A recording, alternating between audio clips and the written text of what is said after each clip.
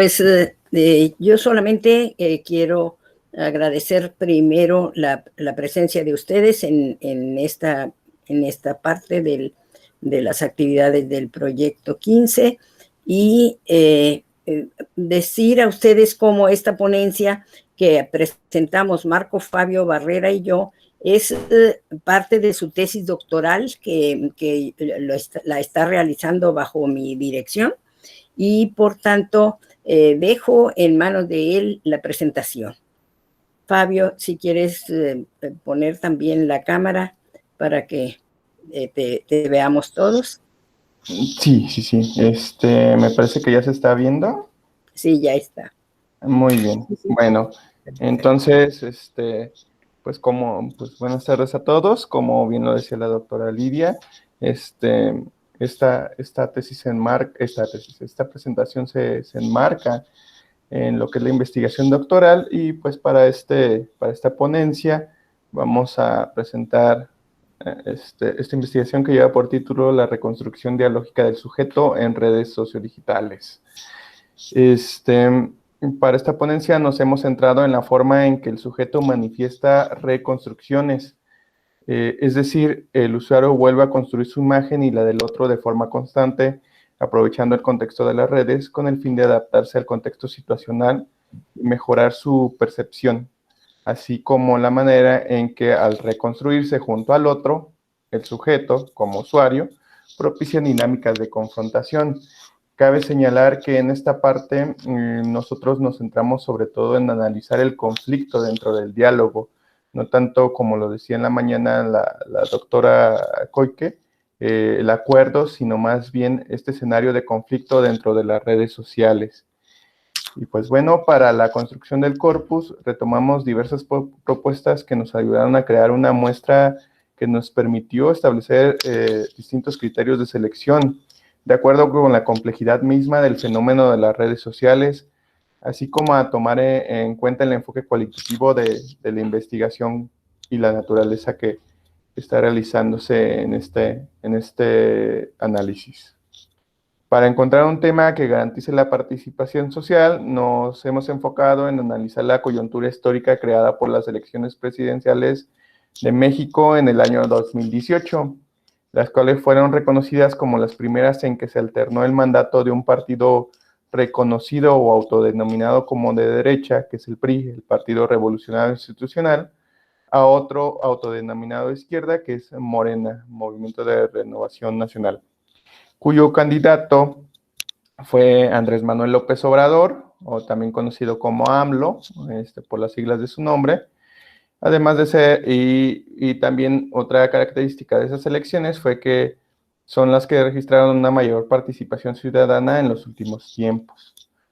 Para las plataformas seleccionamos Facebook y Twitter, las cuales fueron elegidas debido a la naturaleza dialógica que poseen, además de ser dos de las que más reportan participación de usuarios en México, es decir, que nos garantizaba que había una participación social y un tráfico e interacciones entre los distintos usuarios. Y ya por último, para establecer el tercer criterio, se analizaron los recursos que arrojaron las mismas redes sociales, las mismas plataformas, para seleccionar qué muestras podían ser recolectadas, siendo los comentarios y posts donde se concentraron las participaciones de los sujetos y las que conformaron nuestro corpus.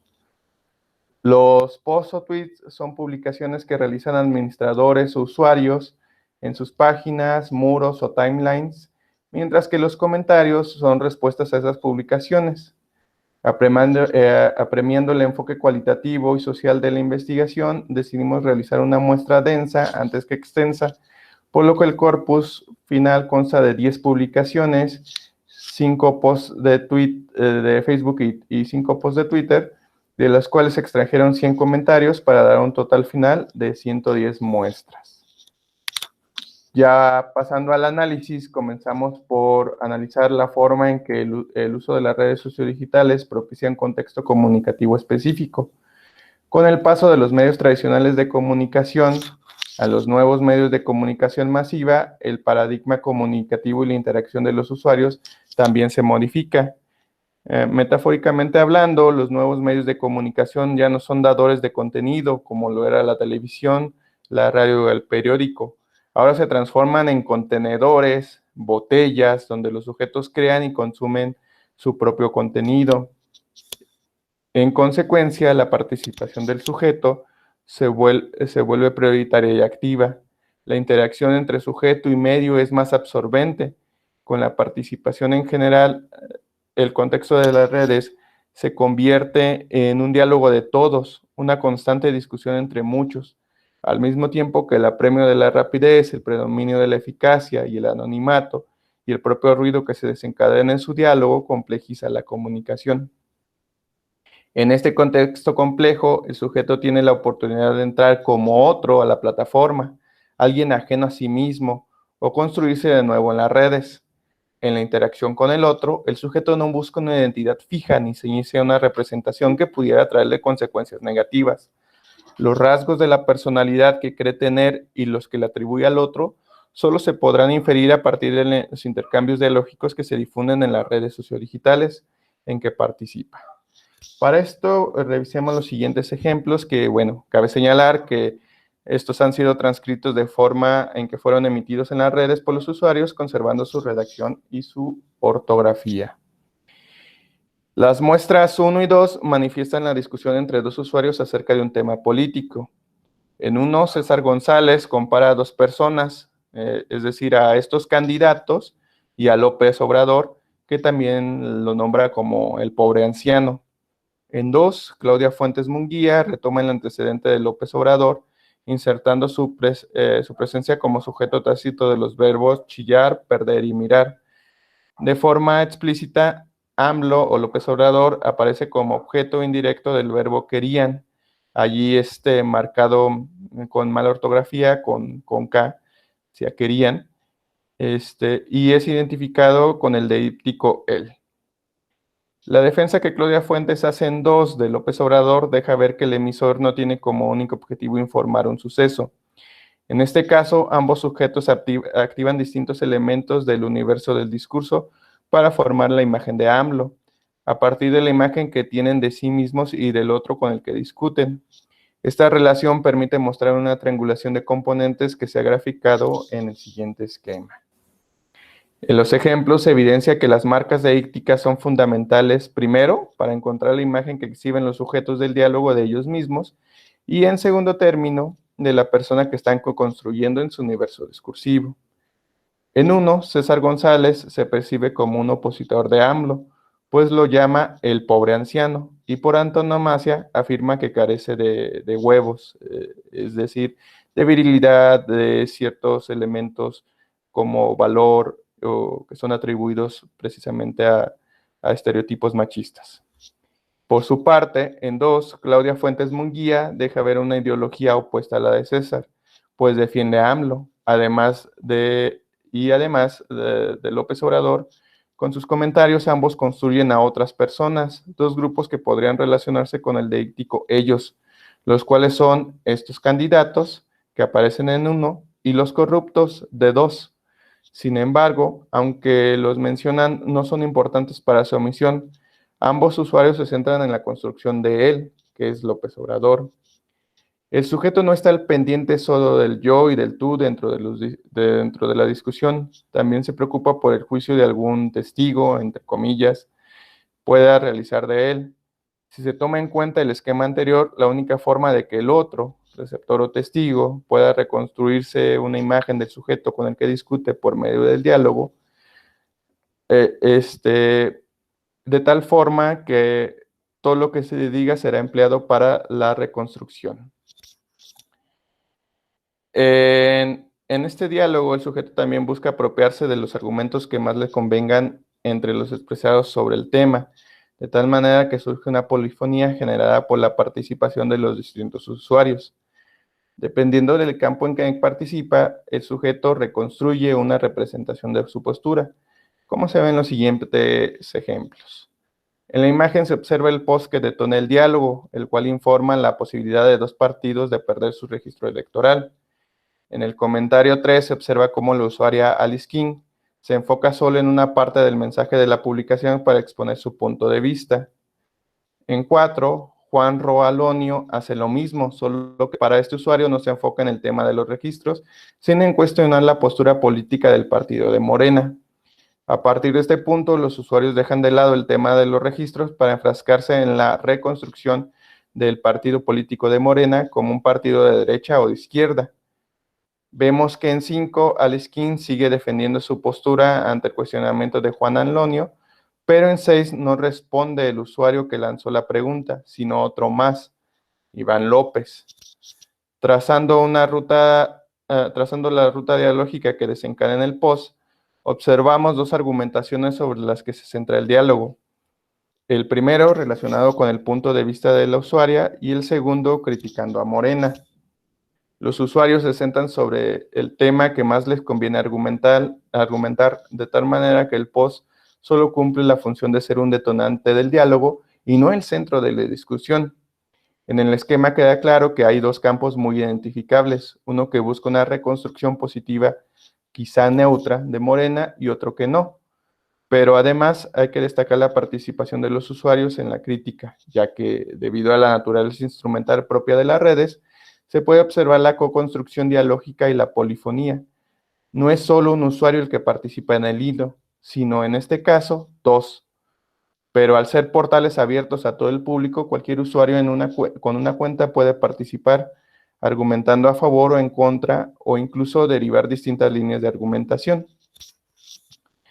En consecuencia, la imagen de los usuarios que se muestra en redes sociales se construye y reconstruye casi al mismo tiempo, creando así una reconstrucción, mediante las cuales los participantes refuerzan o argumentan en pro de rasgos que resalten su imagen, según sea su objetivo, y rechazan a aquellos que les puedan ocasionar consecuencias negativas.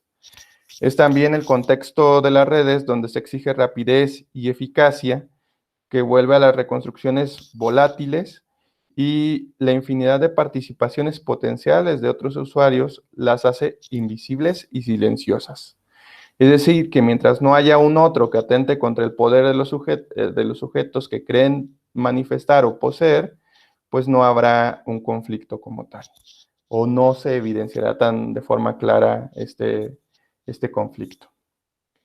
Dentro del contexto complejo en que se encuentran, los usuarios emplean distintos recursos para identificarse a ellos mismos y a los otros. Uno de ellos son los que denominamos etiquetas simbólicas o etiquetado, que se trata de palabras o frases creadas o de uso cotidiano que emplean los usuarios reactivando una carga simbólica y cuya finalidad es orientar las acciones de los sujetos, como se muestra en los siguientes ejemplos.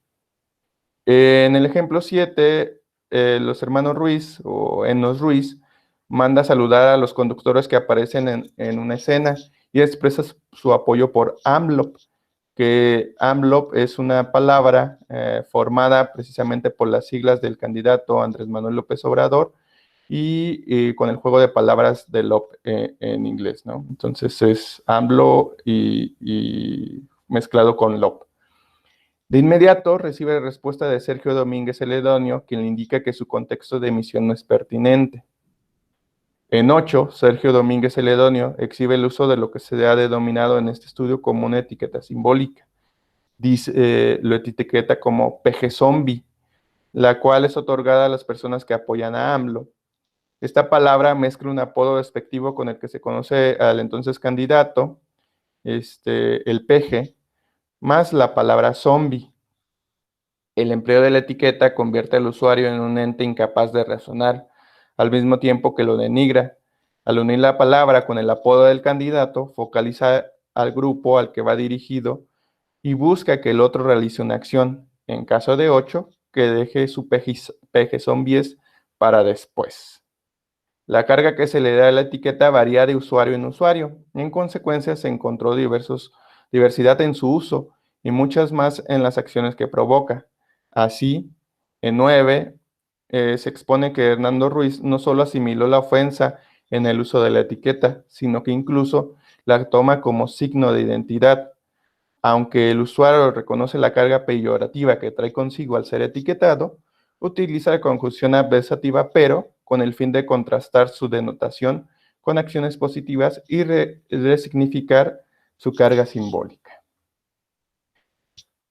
A manera de conclusión, podemos señalar que en los intercambios dialógicos incluidos en la muestra, los sujetos emplean el recurso retórico del etiquetado para denigrar y denominar al otro, lo que favorece la coconstrucción de un discurso identitario a partir de la postura propia y la del otro, la autorrepresentación y recreaciones del sujeto, así como estructuras estructurantes de los discursos dentro de la sociedad, y específicamente en el contexto de redes sociales.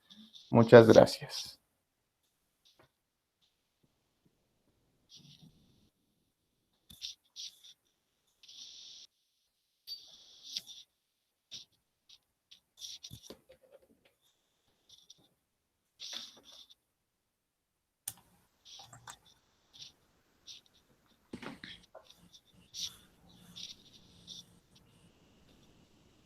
Luisa.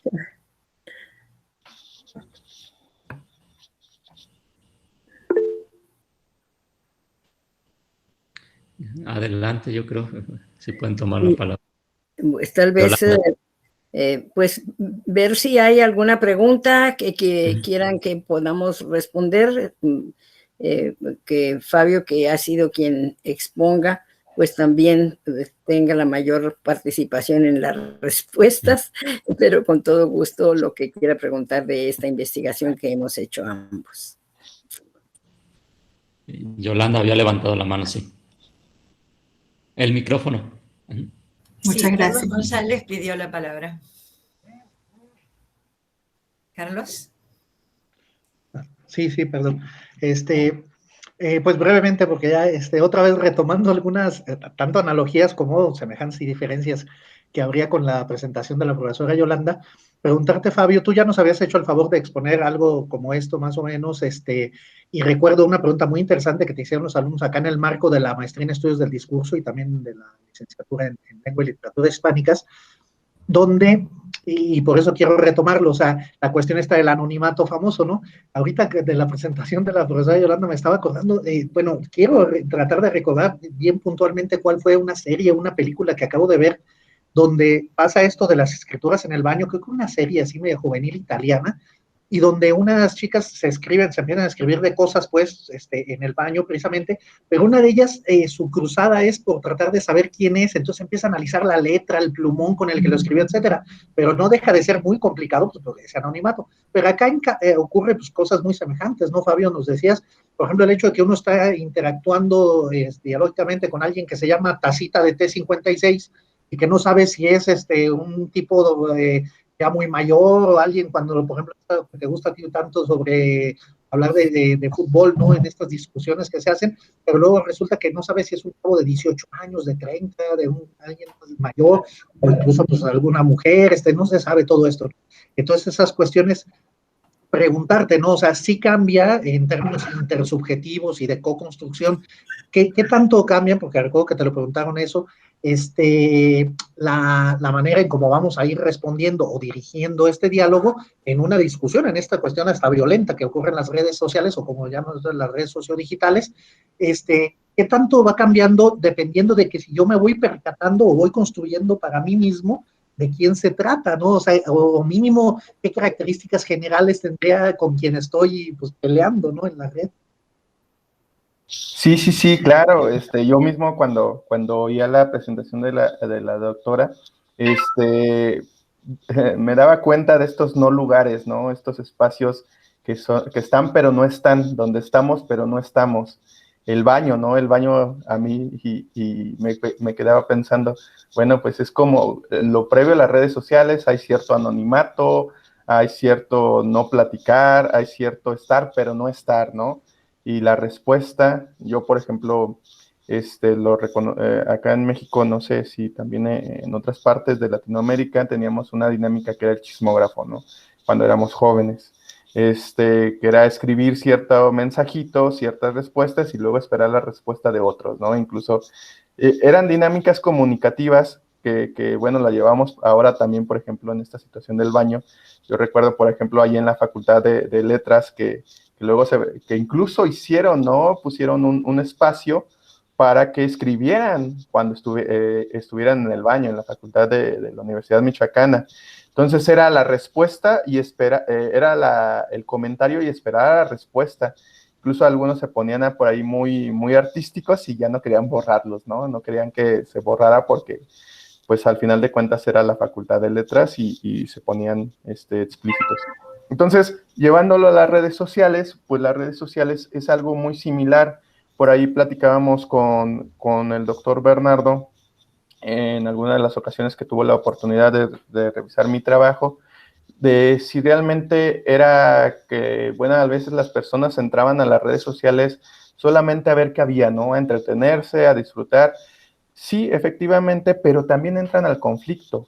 Y cuando entran al conflicto, que es parte también de entretenerse, lo discutíamos con la doctora Lidia, se crea una arena discursiva donde yo estoy peleando con el otro, donde no implica también, por ejemplo, una consecuencia. En la cortesía también tenemos consecuencias negativas, el uso de descortesía, por ejemplo, en un choque, en eventos como el corpus que analizaba la doctora Lidia con el habla de Monterrey, pues implican muchas cosas. Sin embargo, acá en las redes sociales, no implica casi consecuencias negativas. Uno puede decir casi lo que sea sin que reciba una censura. Actualmente ya las plataformas están censurando, están trabajando con ciertos algoritmos para eliminar palabras, para censurar palabras, pero la gente asimismo está utilizando diferentes dinámicas para seguir diciendo esas palabras, para seguir insultando, para seguir trabajando dentro del contexto. Y entonces se van creando ahí preconstruidos culturales, o se van creando ciertos escenarios donde la discusión dentro de las redes ya implica una denigración del otro porque no piensa igual que yo.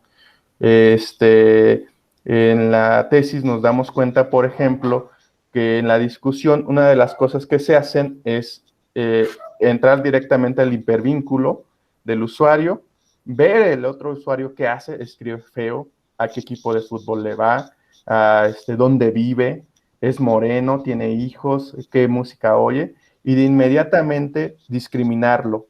Entonces nos encontramos discusiones, por ejemplo, que comienzan hablando de política, por ejemplo, en la muestra que les ponía yo, comienzan hablando de fútbol, el señor le dice, arriba AMLO, y de inmediato es, qué buena onda, que te gusta el fútbol, pero tú eres peje zombie y me caes gordo, ¿no? Entonces sucede lo mismo en diferentes dinámicas, incluso, por ejemplo, nada más por no dejar, yo me metí a un grupo que se llama, donde todos fingimos ser hormigas, y entonces las personas tienen una dinámica donde juegan a ser hormigas, fingen ser hormigas en un hormiguero, algo insulso, ¿no? Pero después empiezan a pelear porque algunos quieren ser llamados hormigas rojas y otros no quieren ser obreras y etcétera, etcétera, etcétera. Entonces se crea el conflicto, ¿no? Y creo que es parte de las redes, es parte del juego de entrar aquí a las redes sociodigitales y la adaptación que se hace en la actualidad. Genial, muchas gracias, Fabio. Gracias, doctora Lidia. Muy interesante. Bueno, pasamos a la presentación siguiente, que interviene también Lidia Rodríguez Alfano y Felipe de Jesús López López. El título es Características del intercambio dialógico en una página de la web. Pues bien, vuelvo a participar. Ahora le pido a Felipe que suba la presentación para poder iniciarla. Bueno, buenas tardes. Sí, buenas tardes a todos. De nuevo agradecemos la presencia y pues en esta otra presentación, en esta otra ponencia, también se trata de una parte de la tesis de Felipe de Jesús López López, quien estudia también en la Universidad Autónoma de Nuevo León y está por terminar ya su tesis doctoral bajo mi dirección. La siguiente, por favor, para ver el nombre de la presentación que hacemos hoy, es Características del intercambio dialógico en una página de la web. Y en la siguiente vamos a presentarles este resumen, que en este estudio es parte de esta investigación doctoral donde lo que analiza Felipe es una sola página de Facebook que se llama Bronco Wave, donde se parodia al gobernador del estado de Nuevo León, de acá en México. Él se llama Jaime Rodríguez, pero es apodado El Bronco. Por eso esta página se llama Bronco Wave. Él fue candidato independiente a la presidencia de la República en 2018, lo cual es importante porque era por primera vez que se presentara a la candidatura de la presidencia de la República un candidato independiente. La que sigue, por favor. El objetivo en esta ponencia que presentamos es identificar los rasgos del diálogo en 3 fragmentos de las mismas publicaciones del administrador de la página. La muestra es un recorte temporal y temático que hicimos para esta presentación, con publicaciones y comentarios correspondientes a los periodos de la campaña y de la post-campaña, referentes a distintas formas de la impertinencia, así se llama el tema que vamos a analizar, adjudicada. La impertinencia se le adjudica al Bronco, precisamente a este personaje de la política mexicana. Lo que justifica este estudio es que en la actualidad el discurso político tiene amplia difusión en las redes. Dígame. En las redes sociodigitales. Hola, Gustavo. Hola, discúlpeme que le moleste. Tienes tu teléfono abierto, tu micrófono, Luisa. Muy bien. Voy a exponer ahora las definiciones que hicimos de los conceptos básicos. Aquí estamos entendiendo el diálogo con base en el origen que viene del griego, que a fin de cuentas nos lleva a través de la palabra. Y es entendido entonces como la interactuación colaborativa que en la página web que estamos analizando realizan los usuarios de Facebook cuando responden a la publicación realizada por el administrador de esa página. Participan más de 2 interlocutores, entonces no es el diálogo entendido como entre 2, sino que participan no solamente los que escriben comentarios, sino también los que están ausentes físicamente porque están solamente entrando a leer lo que está por ahí en esa página, y hay entonces condiciones de asimetría entre el administrador de la página y sus comentaristas, o de simetría cuando un comentarista le contesta a otro. Desempeñan entonces roles de emisor y receptor a la vez de mensajes verbales y también icónicos, en la medida en que lo permite la interfaz de esta red sociodigital. La impertinencia se define aquí como un rasgo adjudicado al personaje de la política, especialmente al Bronco, porque también a otros personajes de la política, pero especialmente al Bronco, conocido por su irreverencia y por el uso del español regional del noreste de México, que lo usa en el registro popular. Realmente él se siente muy orgulloso de ser irreverente en ocasiones y así emplea el lenguaje en forma muy, muy espontánea y en el registro popular. La función epistemológica va a estar presente en nuestra exposición y nos va a permitir entender la co-construcción del macro objeto de discurso, siguiendo a Van Dijk, que en el caso de la página Bronco Wave regularmente se orienta hacia el acuerdo, consenso, y margina, contrariamente a lo que expuso Fabio, margina el debate o el desacuerdo. La siguiente, por favor. Otros conceptos básicos son el de la alineación dialógica, siguiendo a Koike 2003 y a Koike y Rodríguez Alfano 2006, donde se entiende como la adhesión de los comentaristas al proyecto comunicativo que fue propuesto por el administrador de la página en cada publicación. Y el propósito general de toda la página es parodiar al candidato independiente. Se toma un tono festivo y carnavalesco, lo decimos con base en Bakhtin, en los hilos de la conversación, Este tono se logra mediante juegos de lenguaje, como los entiende Wittgenstein, con el uso del humor, la ironía, la burla y la parodia. El diálogo y la creatividad son entendidos como una corriente de significado donde nace la posibilidad de una nueva comprensión, un producto creativo que no estaba en el comienzo de la interacción resultante de la relación con la coyuntura histórica, el contexto social externo y la situación comunicativa inmediata del hilo de conversación, de modo que se transforma discursivamente el sentido al que orienta la participación activa y pasiva en un juego donde todos ganan. La que sigue, por favor. El análisis del diálogo que hicimos para esta presentación va a estar presentado por Felipe, a quien le cedo la palabra. Muchas gracias, doctora. Bueno, pues como comentó la doctora, este es parte de mi proyecto de tesis. Nació de la intención de conocer cómo se dan las interacciones comunicativas en las redes sociales digitales, especialmente porque, como ven en la pantalla, hay mucha complementariedad entre imagen y texto. Entonces, bueno, ese fue uno de los rasgos que vimos, que corresponden al formato de estas emisiones escritas por parte del administrador.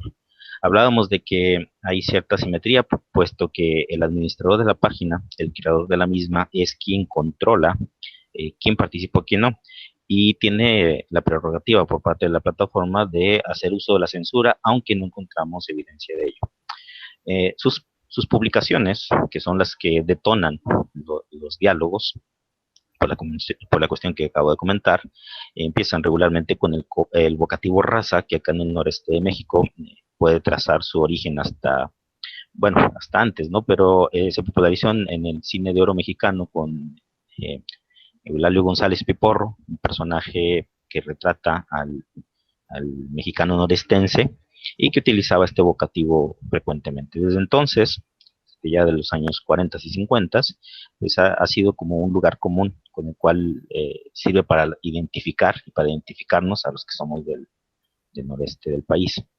En este caso, la publicación empieza con la expresión ¿qué seres de populismo ni qué chingados? Y se refiere a una campaña que hubo, que algunos medios trataron como campaña negra en contra del entonces candidato a presidente de la República, Andrés Manuel, actual presidente de México.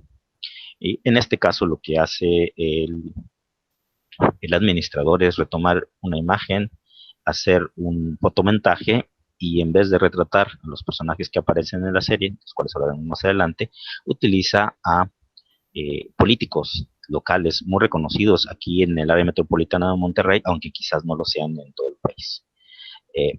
Se habla de una serie que se llama Populismo en América Latina, y que es la que es parodiada por el administrador. Esta fue una serie documental que se propuso para emitirse en streaming.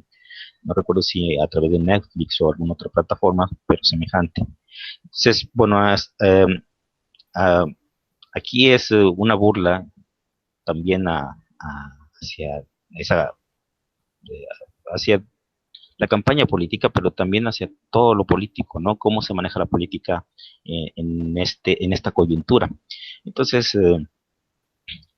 mediante esta transgresión a través del fotomontaje y también de la expresión del administrador, vemos que desacredita, por ejemplo, lo positivo o negativo que pudo haber tenido esa campaña en la seriedad de las elecciones presidenciales, y bueno, nos dice, esta sí es una serie populona, una serie mamalona, con personajes que todo el mundo quiere ver, y pone en la imagen, ustedes pueden ver la parte central, a estos personajes que fuera del área metropolitana de Monterrey probablemente no sean tan conocidos. Utiliza hashtags como referencias. Una es impertinencia en América, vemos aquí la primera mención de la impertinencia, y otro es Bronco White, que hace alusión a la página misma. Lo de mamalona, bueno, es utilizado también en el habla coloquial como pues una palabra considerada grosera, pero que tiene que ver con un poquito transgredir los límites. Entonces vemos que a diferencia de lo que se decía sobre la cortesía en otras ponencias, aquí los valores son invertidos. La transgresión consiste en invertir muchos de estos valores. Lo que se podría considerar grosero en otros contextos o situaciones, aquí es habla corriente, es moneda corriente. En esta presentación ofrecemos el contraste entre la publicidad original y la parodia, de la que mencionábamos y hacíamos la descripción en la diapositiva anterior. Y bueno, vemos que se publicitó, además de algunas pautas comerciales, se publicitó en unidades de transporte en el país, ¿no?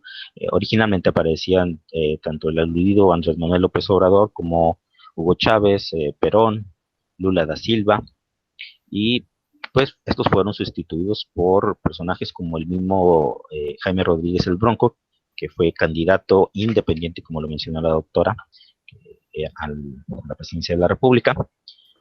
En ese sentido fue uno de los candidatos independientes, una figura nueva en la política nacional. Adalberto Madero, quien fue presidente municipal, se le conocía Maderito y bueno, tiene unos rasgos de problemas de habla que lo hacían, no sé, lo hacían como muy ameno para las personas, no se lo tomaban tan en serio aquí bueno, no siempre, aquí en Monterrey, que es de donde se originó el personaje. Patricio Zambrano, que también fue, aparte de ser político, antes fue una figura del espectáculo, apareciendo en Big Brother, lo mismo que Poncho de Nigris. Y en este caso, estos conductores y actores o figuras del espectáculo también han sido más conocidos por sus escándalos que por sus propuestas políticas, ¿no?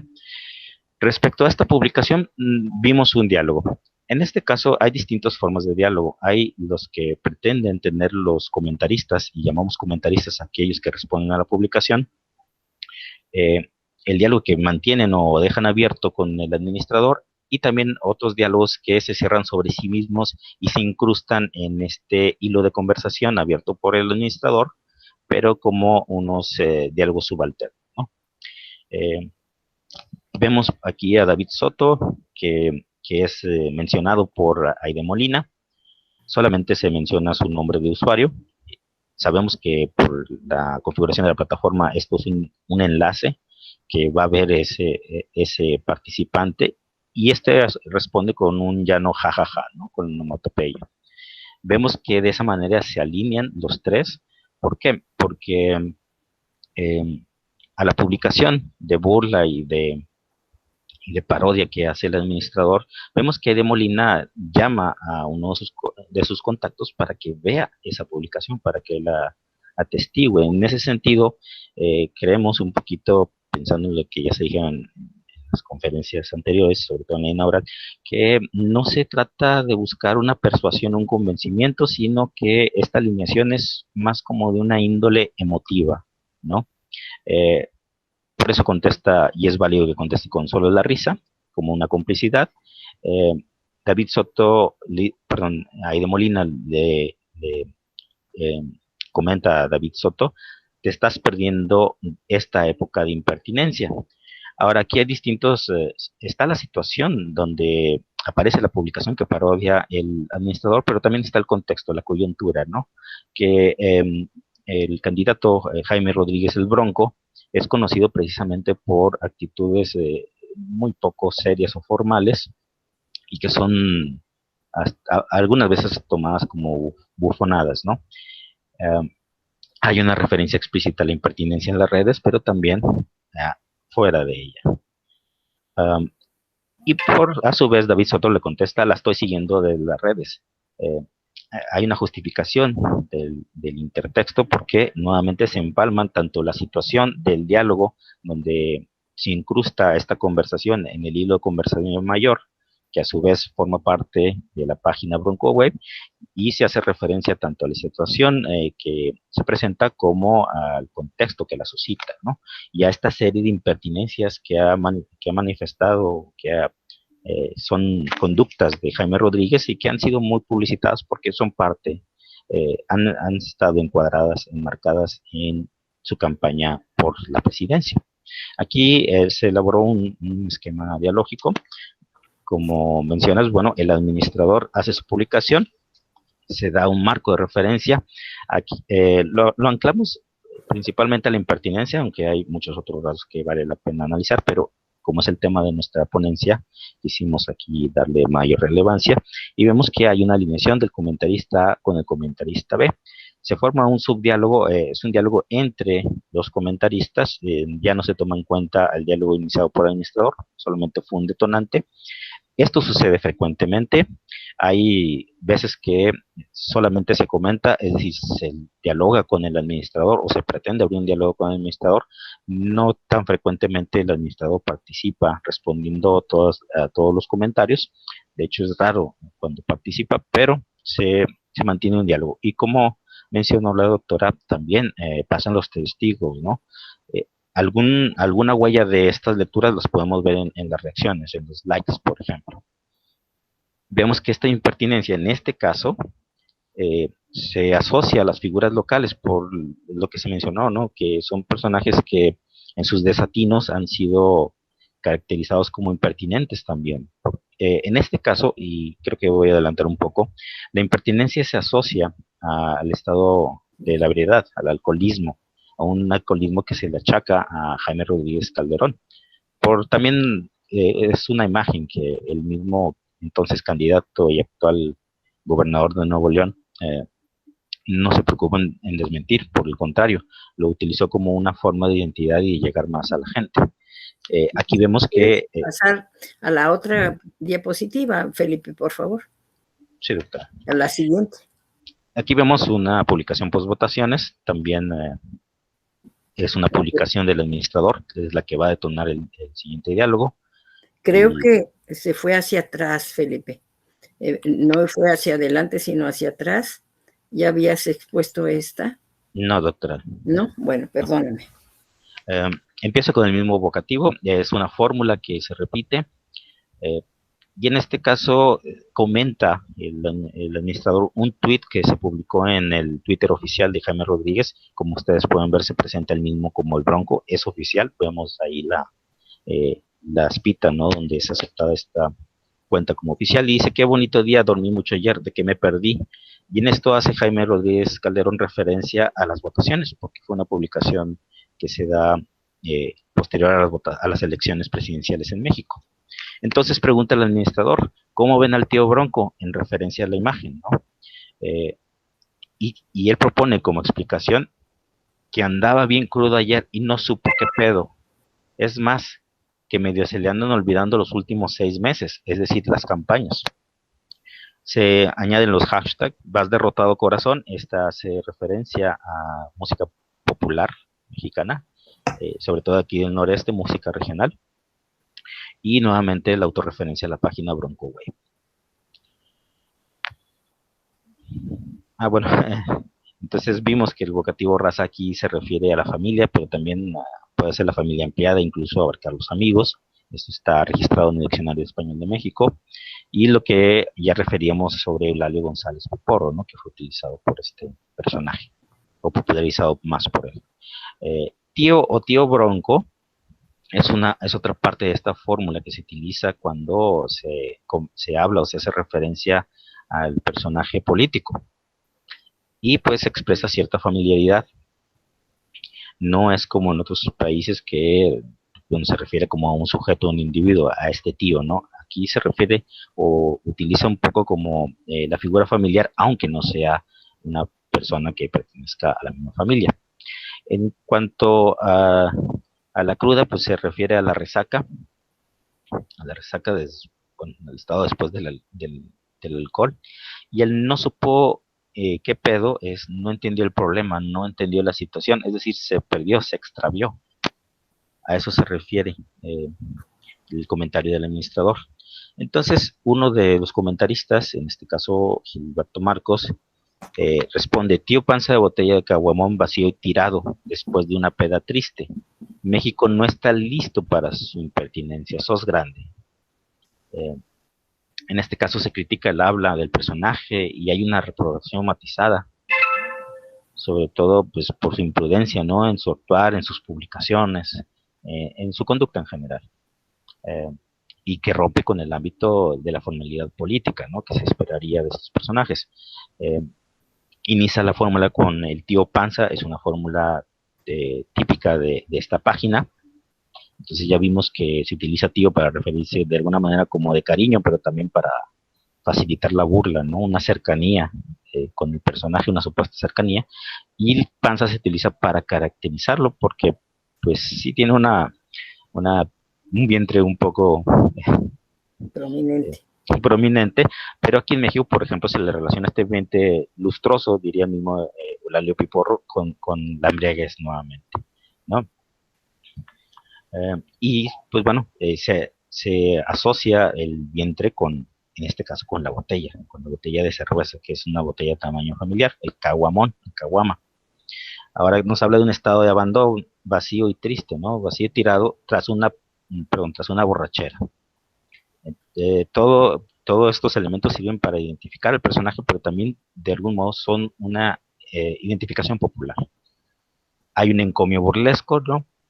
México no está preparado para su impertinencia, nuevamente está la ironía, se invierten los valores, y por último, bueno, el sos grande, esto nos recuerda un poco aquí en México a los comentaristas de fútbol argentinos, ¿no? Porque no es una expresión, nosotros no usamos el voceo, es tomada de fuera. En este caso vemos que el alcoholismo se alinea con una transgresión social y esta es identificada como la impertinencia. Es el marco referido por el administrador y al cual se alinean los comentaristas, o en este caso el comentarista, aunque todos se alinean de algún modo, ¿no? Hay una permanencia en el orden temático.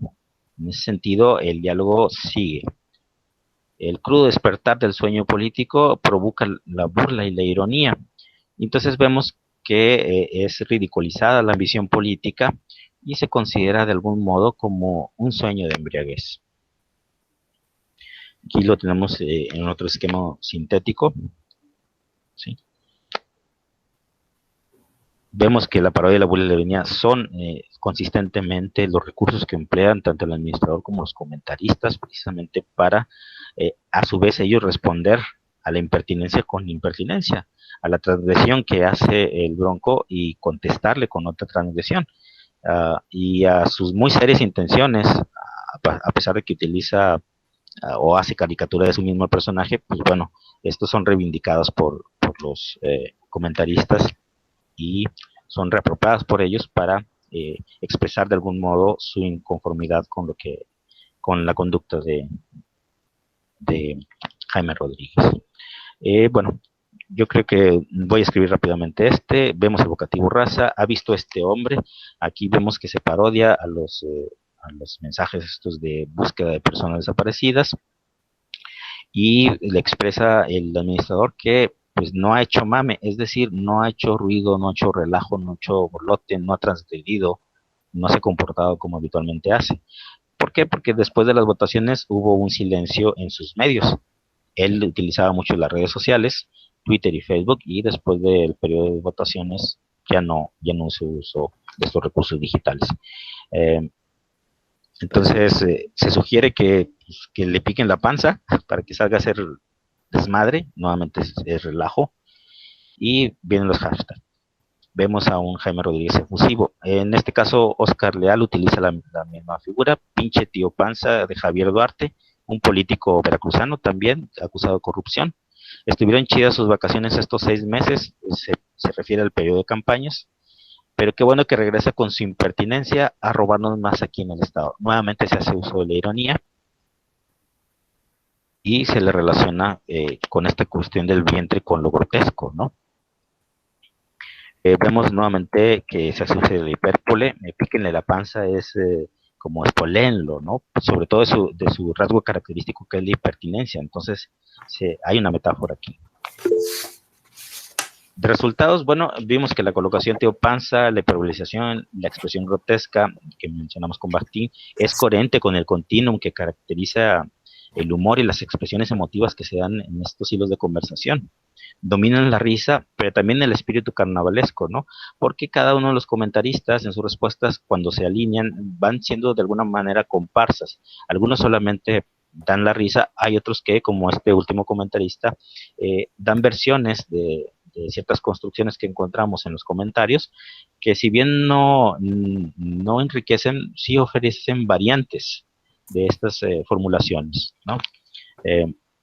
Se encontró que los usuarios de la página buscan el goce y el entretenimiento como fin propio. Entonces no hay debate, de hecho se margina, los pocos participantes que hay pues que critican o se quejan, no son tomados en cuenta, son marginados. Vemos que hay un corriente de significado que fluye entre ellos y dentro de ellos y a través de ellos, ¿no? Y que procura nueva comprensión y algo creativo. Esto creativo se da en estas versiones, en estas redimensiones, en esta recreación de los comentarios y de la misma parodia, que es personalizada de algún modo por cada uno de los comentaristas, aunque nuevamente se utilizan ciertas fórmulas que son recurrentes. Y se construye en un sentido global que remite a las cualidades que se adjudican al Bronco, ¿no? Reiteradas tanto por texto como imagen. Vemos que la imagen de algún modo complementa o apoya o soporta o por otra parte enriquece los comentarios del administrador, sirven para ilustrarlo también. Y finalmente, bueno, el tema de la impertinencia se constituye en una corriente de significado que posibilita pues una nueva comprensión tanto de la situación del coyuntural como por otra parte hay algo que mencionaban antes, hay como una empatía entre los comentaristas, se busca la complicidad, no se busca necesariamente un enriquecimiento cultural o una participación o militancia política, sino simplemente afianzar, mantener o llevar más allá las relaciones entre los usuarios. Y quedan la doctora para darnos las observaciones finales. Pues voy a resumir estas observaciones finales porque creo que estamos en la carrera del tiempo. Siguiendo a Nietzsche, pensamos que puede equipararse lo que hemos estado viendo en esta presentación con lo dionisiaco, con la parodia, porque se ubican en el margen de lo no oficial y no de la sujeción a normas formales.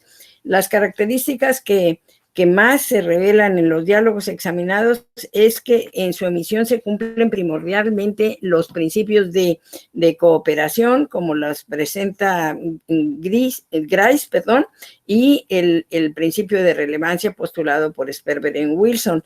Al lado de esto, es muy evidente el incumplimiento con las reglas de cortesía y los principios argumentativos descritos por Ducrot y Anscombe se pueden ver en cuanto se regula la información casi toda basada en implícitos, como los describe Ducrot, y hay mucha información implícita, tendría que conocerse el contexto.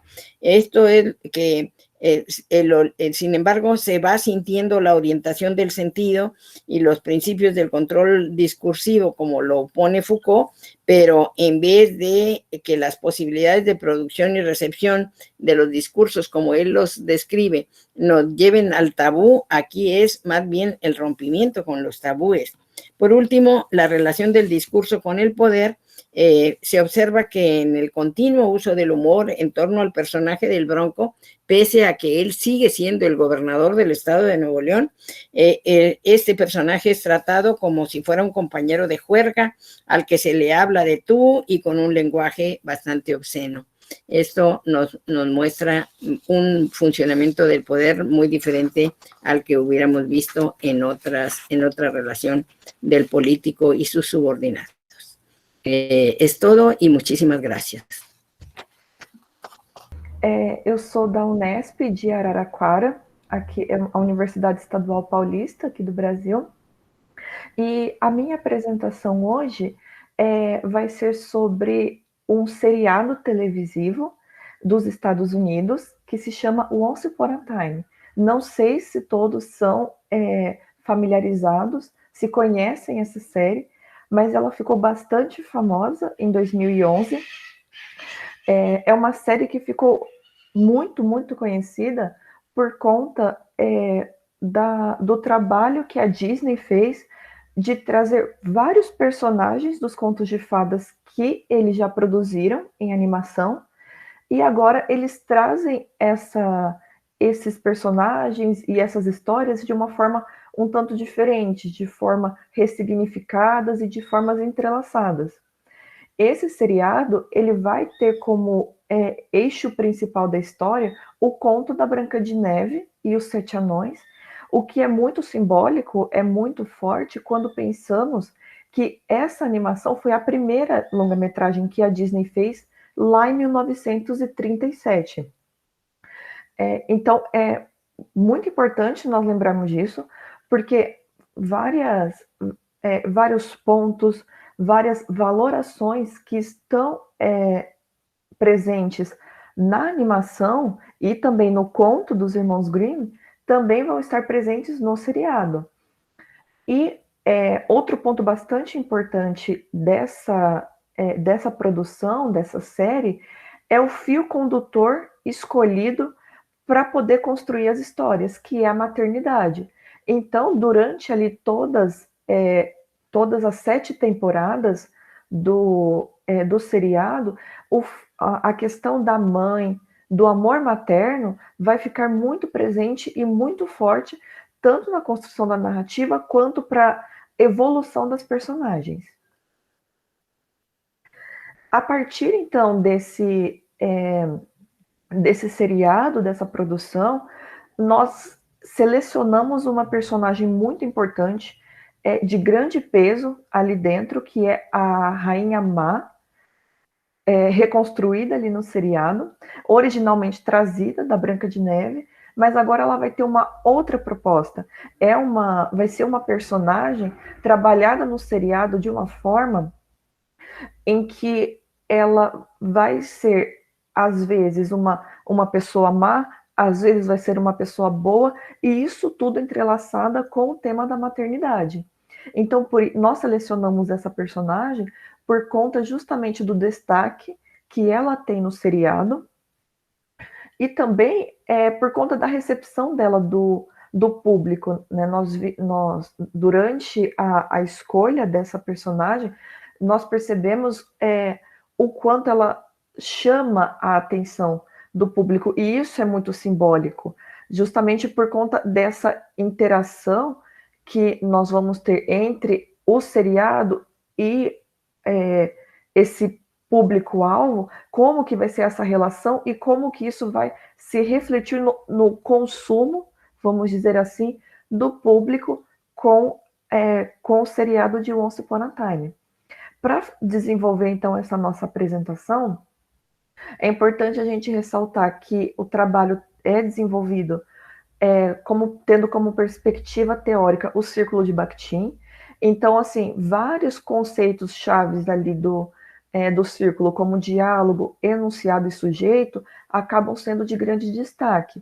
Diálogo, porque o círculo ele vai entender essa concepção como embate de valores, seja de concordância, seja de discordância, seja como afirmação, né, como negação, mas esse embate é o que mais chama atenção para o círculo, por isso é tão caro a ele. E nós vamos observar esse embate de valores entre enunciados e entre sujeitos também.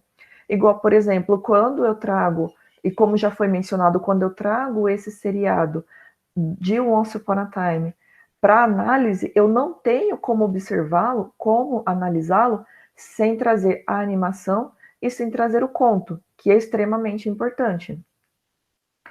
E aqui o método que conduz o nosso trabalho é o dialético dialógico, que é uma denominação dada por essas autoras citadas aqui no slide.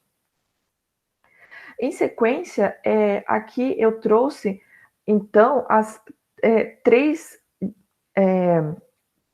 destaques de cada uma das produções. Aqui à esquerda nós temos um trechinho bem, bem curtinho do conto, que vai ser a primeira menção da narrativa da Rainha Má, da Branca de Neve, né, a madrasta da Branca de Neve. Então, como ela foi caracterizada ali no trabalho dos irmãos Grimm, no conto dos irmãos Grimm, levando já em consideração que essa narrativa foi uma coleta feita por eles e depois lapidada, linguisticamente falando, até o ano da publicação deles, que foi entre 1812 a 1815. Então, nós trazemos esse trechinho, esse conto, para poder ilustrar os primeiros traços, as valorações colocadas ali por esses autores, em que eles, nesse trecho curtinho, nós já começamos a ver o julgamento que se tem em questão ao orgulho, em questão à vaidade, e assim, principalmente a esses dois, e quando lembramos que tanto o orgulho quanto a vaidade são dois dos pecados capitais tão julgados pelo cristianismo, nós percebemos como essa influência religiosa, ela embasa não só esse conto da Branca de Neve, como também a maioria, para não dizer todos, os contos desses dois autores. E lembrando da influência que essas narrativas tiveram no seu tempo de produção, que foi na Alemanha do século XIX, enquanto uma das produções que tentavam trazer de volta a identidade alemã tão perdida naquele momento, é muito simbólico ver como eles voltam às raízes e às narrativas populares. E muito simbólico quando nós vemos depois, quase ali no próximo século, né, mais de um século depois, a Disney trazendo numa forma de animação, com outro acabamento estético, esse mesmo conto, só que ali é focado também nessas valorações pregadas também pelo cristianismo, mas agora também com as valorações da própria indústria. Agora focada, né, principalmente nas imagens de mulher. Quando a gente volta agora para Once Upon a Time, nós também conseguimos ver essas valorações, só que de uma outra forma. Aqui eu trouxe algumas considerações do que diz respeito ao que é trabalhar com o Círculo de Bakhtin, porque a partir das coisas que eu fui falando até agora, eu não posso ver simplesmente os contos, a animação e o seriado por si só. Eu preciso ver essas produções, esses enunciados inseridos no seu solo social de produção.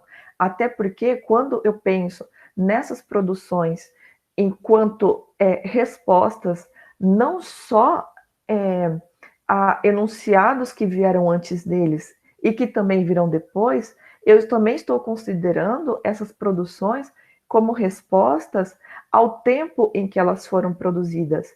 Então, o Once Upon a Time, por exemplo, é uma série de 2011 que ela dialoga com os irmãos Grimm, que ela dialoga com a própria Disney, mas também com os Estados Unidos do século XXI. E quando eu penso na Disney como uma indústria de influência mundial, porque o mundo inteiro consome produtos Disney, eu também estou falando de um seriado que responde a valores em relação principalmente no que diz respeito às mulheres no mundo inteiro. Até porque eu estou falando, quando o seriado, vai trazer e vai trabalhar imagens de mulher, imagens de mãe, principalmente, que eles vão considerar como boa, que eles vão considerar como má, eles já estão trazendo valorações que dizem respeito não só ao que é o ser mulher, mas o que é o ser mãe, o que é certo e o que é errado a partir do ser mãe. Mas, mais do que isso, qual é as valorações do ser uma mãe boa e o ser uma mãe má, mas o que é mais importante é justamente a mulher que é mãe. E eles vão trazer essa valoração em uma produção contemporânea, que é de 2011, mas também é um discurso, esse discurso da valorização da maternidade é algo que nós conseguimos ver desde as narrativas mitológicas. Então, a importância da gente estudar, né, uma das justificativas de se estudar esse seriado é justamente como nós podemos ver valorações de séculos atrás, valorações milenares das mulheres presentes numa obra atual. E de consumo mundial também, o que é muito importante. Então, por isso, nós não podemos tirar esse enunciado do seu solo social de produção. Porque é justamente essa dinâmica, essas respostas, esses consumos desses produtos que vai revelar os valores consumidos, respondidos por uma determinada sociedade num determinado espaço-tempo.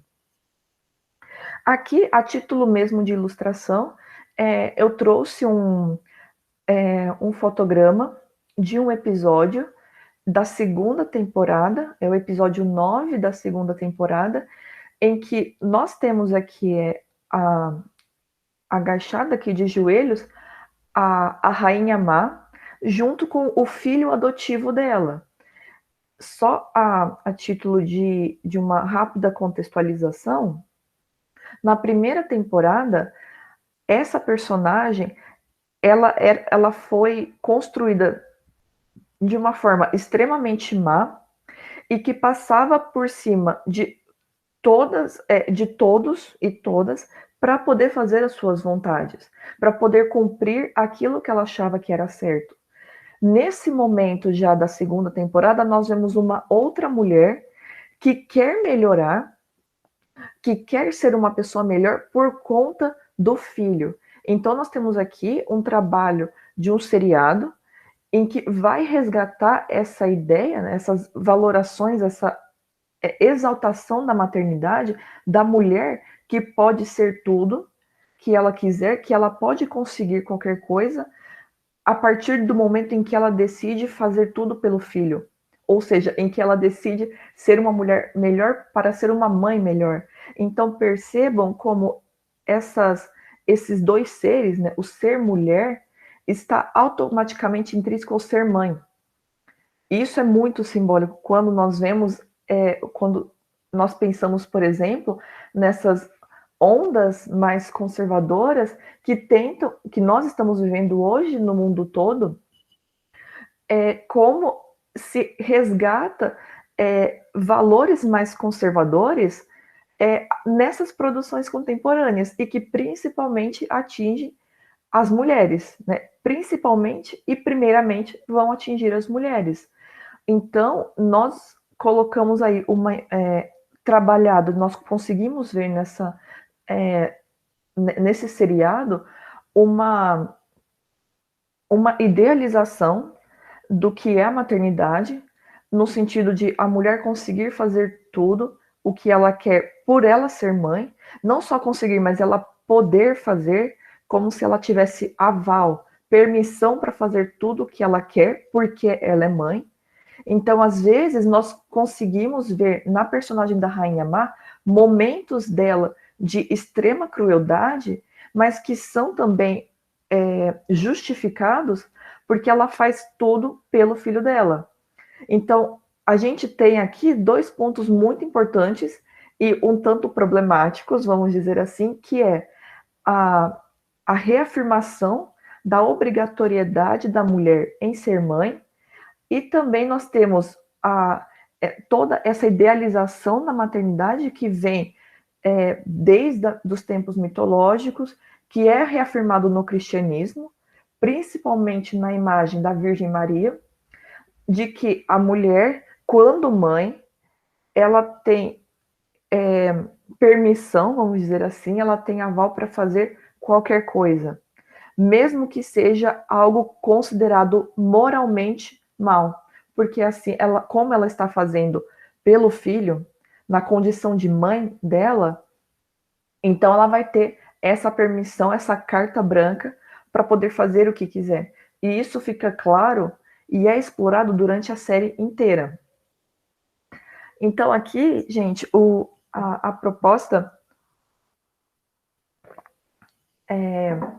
eu trouxe essa rápida reflexão para mostrar como, embasados na filosofia da linguagem bakhtiniana e no método dialético-dialógico, em que nós conseguimos ver esses movimentos entre esses enunciados, um resgate feito pelas indústrias Disney de valores que são perpetuados por meio de contos, por meio de narrativas populares que estão ali muito fortes, principalmente desde a Grécia Antiga. Na época do Império Romano também foi bastante forte, no que diz respeito à imagem da mulher. E trazer isso num seriado contemporâneo que trabalha com os contos de fadas é muito simbólico, porque nós vemos a força existente da narrativa popular, de como a cultura popular é tão forte para poder manter certos valores, principalmente no que diz respeito à família, à mulher e à maternidade. E é justamente isso que eu pretendo ainda explorar durante o doutorado com essa série e com essa personagem. Aqui eu trago algumas referências que foram usadas para o trabalho. E é isso, gente. Muito obrigada.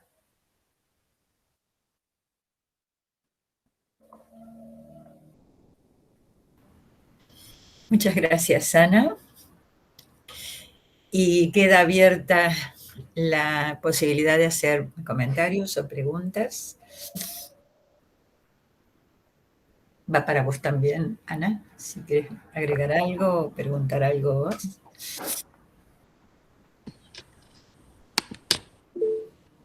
Sí, Bernardo.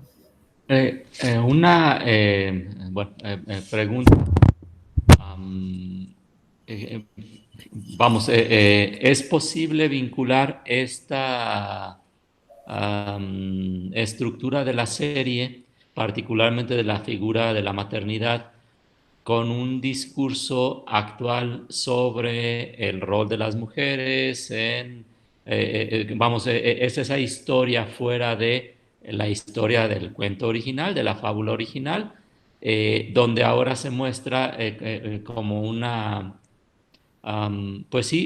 una sociedad que por momentos, la pregunta en concreto es que a veces parece bien con el cuento o con la historia original, es verosímil, pero a veces llega a ser inverosímil que sea una bruja, que es una mamá que cuida a su hijo, como si viviera ya en el siglo XXI.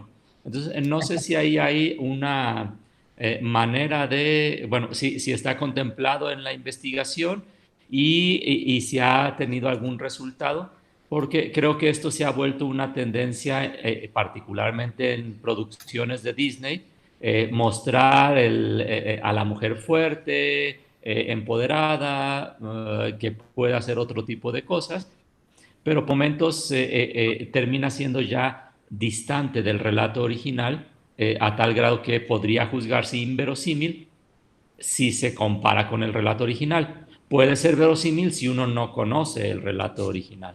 Entonces, bueno, esa sería mi pregunta. Então, quando nós vamos para o conto original dos Irmãos Grimm, nós conseguimos perceber, uma diferença bastante grande, né, entre as mulheres, só que quando a gente pega, por exemplo, a Branca de Neve, a imagem da Branca de Neve em específico, a gente já tem ali uma maternidade muito bem explorada. Se a gente pensa na relação dela com os anões, a questão do cuidado, essa referência ao ser criança. Então, a gente já tem ali o que é uma ideia da mulher que é uma mãe má e a mulher que é uma mãe boa, considerada uma mãe boa. A série, ela resgata isso, ela explora isso agora numa única personagem, né? Aliás, não em várias personagens a gente vai perceber isso, e que é justamente nessa da personagem da Rainha Má, em que ela tem muito desse trabalho de fazer coisas consideradas vilãs, mas que na proposta da série acaba não sendo considerada. Por exemplo, matar uma pessoa, dar um golpe numa pessoa para proteger o filho dela. Essa é justamente aí que eu pego a questão da valoração moral, porque pela moral, enganar, mentir, matar são coisas ruins, mas na série, quando se faz isso pelo filho, é válido. E a gente vê muito disso na sociedade contemporânea, não só na sociedade contemporânea, mas, por exemplo, quando nós vemos situações, casos de abuso doméstico, abuso de mulheres pelos seus maridos, em que quando o abuso já vai na direção do filho, e essa mulher agride o homem, mata o homem, ou faz qualquer coisa com ele, já tem ali um perdão da sociedade, já é considerado socialmente certo, vamos tomar cuidado com isso, porque foi para proteger o filho. Então, nesse sentido, assim, o que esse tipo de produção, o que esse tipo de seriado diz sobre a imagem da mulher, a imagem que se tem de mãe? A gente reafirma essa obrigatoriedade da mulher de ser mãe, igual o senhor falou agora há pouco sobre a Disney trabalhar muito ultimamente com mulheres mais empoderadas, mais fortes. Eu já não vejo tanto assim, porque, por exemplo, muitas dessa força dessas mulheres é feita por causa da família, né? Ela não por exemplo, uma guerreira porque ela quer ser uma guerreira, mas ela faz isso para proteger a família. Tem uma diferença muito grande aí de você fazer porque você quer e você fazer porque você o fazer pela família. Então, assim, mostrar como a Disney agora trabalha muito com a questão familiar, né, de prender esse sujeito mulher à família, tanto na forma do ser mãe, tanto quanto na forma do ser filha. Então, assim, sempre cumprir essa obrigação com a família. Eu acho que a Disney está caminhando muito, assim, por esse caminho agora.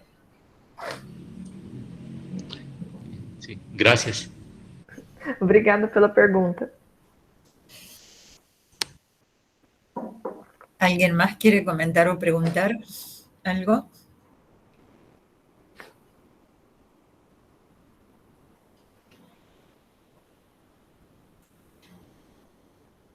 ¿No?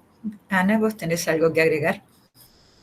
Não, acho que eu já finalizei. Só agradecer mesmo pela oportunidade e parabenizar as apresentações. No, nos parece muy bien y no fue difícil seguirte. Ay, qué bom. Se entendió muy bien, sí. Se entendió muy bien y es muy bueno tener la apoyatura del PowerPoint, ¿no? que te permite seguir. Bueno, entonces damos por terminada la actividad y sí. Nos volvemos a reunir mañana. Veo que es a las 11, no a las 10. Mañana ya es a las 11. Ya es a las 11. Bueno, hasta mañana a todos entonces. Mañana entonces en México será a las 9. Ajá. En Argentina no sé a qué hora, pero... A las sí, 11. A las 11. En Chile a las 10, en Brasil, centro de Brasil es a las 11 también. Sí. La que duerme más soy Para yo. nosotros a las 9, ¿verdad? Sí. Y Muy como bien. último comentario, bueno, el programa de todo el Congreso de Alfal está en la página de Mundo Alfal, para si hay otras ponencias que les resulten de interés, puedan también conectarse para escuchar.